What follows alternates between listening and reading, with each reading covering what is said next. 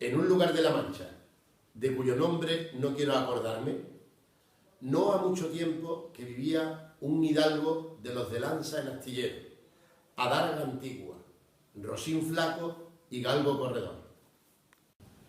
Una olla de algo más vaca que carnero, salpicón las más noches, duelos y quebrantos los sábados, lentejas los viernes, algún palomino de añadidura los domingos, consumían las 3 partes de su hacienda. El resto de ella concluían sayo de berlarte, calzas de velludo para las fiestas, con sus pantuflos de lo mismo, y los días de entre semana se honraba con su vellorí de lo más fino. Tenía en su casa un ama que pasaba de los 40 y una sobrina que no llegaba a los 20 y un mozo de campo y plaza que así ensillaba el rocín como tomaba la podadera. Frisaba la edad de nuestro hidalgo con los 50 años. Era de complexión recia, seco de carne, enjuto de rostro, gran madrugador y amigo de la casa. Quieren decir que tenía sobrenombre de Quijada o Quesada, que en esto hay algunas diferencias en los autores que de este caso escriben, aunque por conjeturas verosímiles se deja entender que se llamaba Quejana. Pero esto importa poco a nuestro cuento. Basta que en la narración de él no se salga un punto de la verdad. Es, pues, de saber que este sobrehecho hidalgo, los ratos que estaba ocioso, que eran los más del año, se daba a leer libros de caballerías, con tanta afición y gusto, que olvidó casi de todo punto el ejercicio de la caza y aún la administración de su hacienda. Y llegó a tanto su curiosidad y desatino en esto, que vendió muchas fanegas de tierra de sembradura para comprar libros de caballerías que leer, y así llevó a su casa todo cuanto pudo haber de ellos. Y de todos, ninguno le parecía tan bien como los que compuso el famoso Feliciano de Silva, porque la claridad de su prosa y aquellas implicadas razones suyas le parecían de perlas, y más cuando llegaba a leer aquellos requiebros y cartas de desafío, donde en muchas partes hallaba escrito: la razón de la sinrazón que a mi razón se hace, de tal manera que mi razón enflaquece, que con razón me quejo de la vuestra fermosura. Y también cuando leía: los altos cielos de vuestra divinidad divinamente con las estrellas os fortifican y os hacen merecedora del merecimiento que merece la vuestra grandeza. Con estas razones perdía el pobre caballero el juicio y desvelábase por entenderla y desentrañarle el sentido, que no se lo sacara ni la entendiera el mismo Aristóteles si resucitara solo para ello. No estaba muy bien con las heridas que don Belianís daba y recibía, porque se imaginaba que por grandes maestros que lo hubiesen curado, no dejaría de tener el rostro y todo el cuerpo lleno de cicatrices y señales. Pero, con todo, alababa en su autor aquel acabar su libro con la promesa de aquella inacabable aventura. Y muchas veces le vino deseo de tomar la pluma y darle fin al pie de la letra, como allí se promete, y sin duda alguna lo hiciera, y aún saliera con ello si otros mayores y continuos pensamientos no se lo estorbaran. Tuvo muchas veces competencia con el cura de su lugar, que era hombre docto, graduado en Sigüenza, sobre el cual había sido mejor caballero. Palmerín de Inglaterra o Amadís de Gaula, mas maese Nicolás, barbero del mismo pueblo. Decía que ninguno llegaba al caballero del Febo, y que si alguno se le podía comparar, era don Galaor, hermano de Amadís de Gaula. Porque tenía muy acomodada condición para todo, que no era caballero melindroso, ni tan llorón como su hermano, y que lo de la valentía no lo iba en zaga. En resolución, él se enfrascó tanto en su lectura que le pasaban las noches leyendo de claro en claro y los días de turbio en turbio, y así, del poco dormir y del mucho leer, se le secó el cerebro, de manera que vino a perder el juicio. La fantasía de todo aquello que leía en los libros, así encantamientos como dependencia, batallas, desafíos, heridas, requiebros, amores, tormentas y disparates imposibles. Todo se lee. De tal. en la imaginación que era verdad toda aquella máquina de aquellas soñadas invenciones que ya que para él no había otra historia más cierta en el mundo. Muy bien.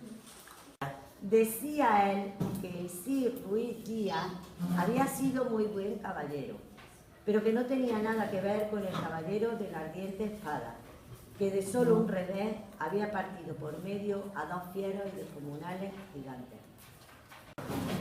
Mejor estaba con Bernardo del Carpio, porque en Roncesvalles había matado a Roldán el Encantado, valiéndose de la industria de Hércules, cuando ahogó a Anteo, el hijo de la tierra, entre los brazos. Decía mucho bien del gigante Morgante, porque con ser de aquella generación gigantea, que todos son soberbios y descomedidos, él solo era afable y bien criado. Pero, sobre todos, estaba bien con Reinaldo de Montalbán, y más cuando le veía salir de su castillo y robar a cuantos topaba. Y cuando en Allende robó aquel ídolo de Mahoma, que era todo de oro, según dice su historia. Diera él por dar una mano de coces al traidor de Galalón, el ama que tenía, y aún a su sobrina de añadidura.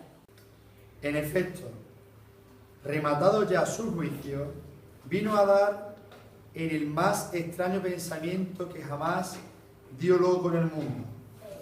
Y fue que le pareció convenible y necesario, así para el aumento de su honra como para el servicio de su república, hacerse caballero andante.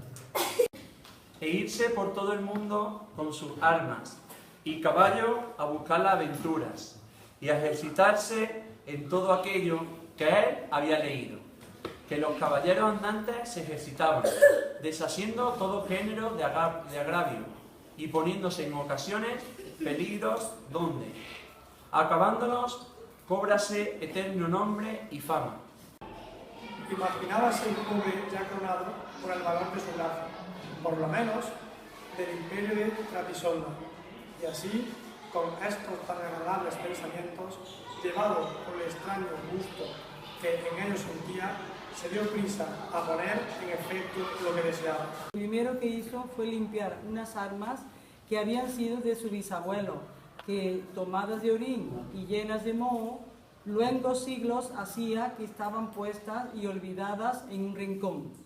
Limpióla y aderezóla lo mejor que pudo, pero vio que tenían una gran falta, y era que no tenían celada de encaje, sino morrión simple. Mas esto suplió su industria, porque de cartones hizo un modo de media celada que encajada con el morrión hacían una apariencia de celada entera. Es verdad que, para probar si la fuente y podía estar al riesgo de una cuchillada, sacó su espada y le dio 2 golpes, y con el primero y en el punto deshizo lo que había hecho en una semana.